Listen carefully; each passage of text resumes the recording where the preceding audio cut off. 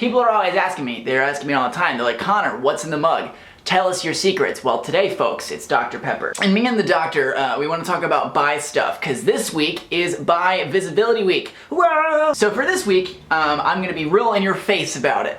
Because I'm bi as heck, y'all, and I'm here and I want to talk about it. I haven't really talked about bisexuality on the internet in a while. To be honest, I kind of ran out of things to say about bisexuality because it is a part of my life. It's not the most major part of my life. It is an important part of it, but sometimes I don't have anything to say about it. But visibility and representation are important. I am bisexual. I am proud to be that, and I'm proud to be that publicly. So to be visible and be public, I thought I would tell you guys a story, my story, about becoming comfortable with myself and learning how to deal with it to this day. Because I did make a video in 2013 in which I told the story, kind of made a spectacle out of it, titled it My Sexuality, and it was kind of dramatic, but that's where I was at the time. I just want to chat, I just want to talk, I just want to normalize this, because it is normal. You're not weird if you're feeling things, if you're confused, you're just doing a thing and you're figuring out life. Life is confusing. From an early age in my life, I felt expectations, primarily from my dad. My dad had a very specific idea of the kind of man that he wanted me to be,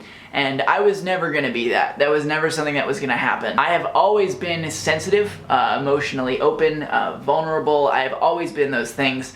And he tried to change that and tried to diminish those qualities in me, and that was never gonna happen. What that did do, though, was it kind of put in my mind that there was this expectation of what being a man meant to me, and that kind of formed so many things about who I am as a person. I have overcompensated so often in my life, even to this day, not just with my masculinity and sort of reinforcing that, yeah, no, I'm straight, I like women, and also just, you know, in general, I used to and continue to be sometimes attempting to always be the funniest guy in the room, getting the most attention, like stuff like that. Connor, why did you start a YouTube channel where you just kind of talk to a camera? It's all about you. That's why. Friends, that is why. The first time I ever asked myself the question, are you gay? I was in 5th grade, and I was terrified. I was so scared because I felt some gay feelings. I felt some stuff, and I just pushed it way down. Whenever I would have a crush on a girl, I would be super duper relieved, and yeah, pushed those feelings way, way down, forgot that they were there until I was about 20.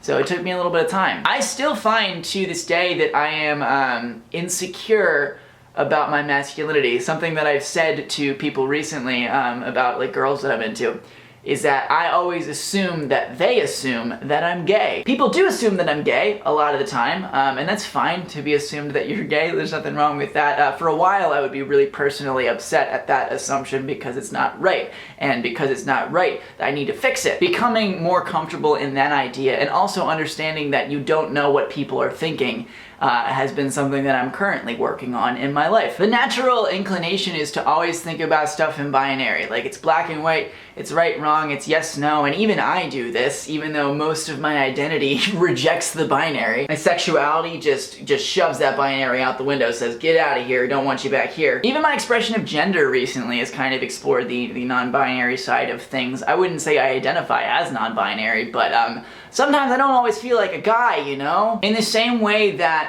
our identities and our understanding of the world is not always in binary, our understanding about how people understand us is not always black and white either. I'm doing myself a disservice by assuming that I know what other people think about me based on my characteristics, by knowing what's in their heart, and being upset by that. I think a big motivating factor in my life, and not just with my sexuality and identity, but with just my life in general, is to try and reach a certain threshold of success so that people just know who I am and know what I'm about, and that the work speaks for itself and I don't have to prove myself to anyone anymore. I have felt like I've had to prove myself both in my identity and in my quality my entire life, and I'm 100% not alone in that, but I don't want to do it, and in my mind the way that I've rationalized that I get to not be able to do it is to become successful. And that's simply not true. Bottom line is, we shouldn't have to prove ourselves to anyone.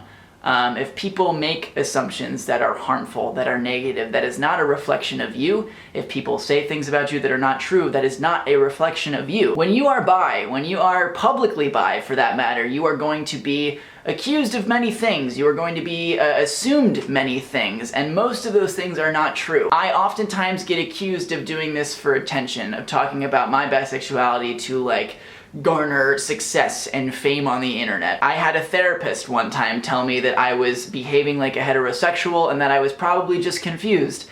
I had that happen to me. I've had numerous people within the LGBT community try to convince me to come all the way out because I'm actually just gay. People are gonna say all those things. But this week in particular, and all weeks in general, I'm here to say that that is crap. That's what that is. Only you get to call the shots on your identity because really, you're the only person who can actually know who you are and what's in your heart and what's in your mind. You're the only one who can know that. No one has the right to tell you who you are. They are allowed to have their opinions, they're allowed to say those opinions, and sometimes those opinions can be helpful, but when it comes to matters of identity, it is very, very rare, and I believe, honestly, that it's impossible that someone can actually tell you who you are. Happy Bisexuality Visibility Week. I will be back on Friday talking about more bi stuff. I love you guys a lot, and I will see you on Friday.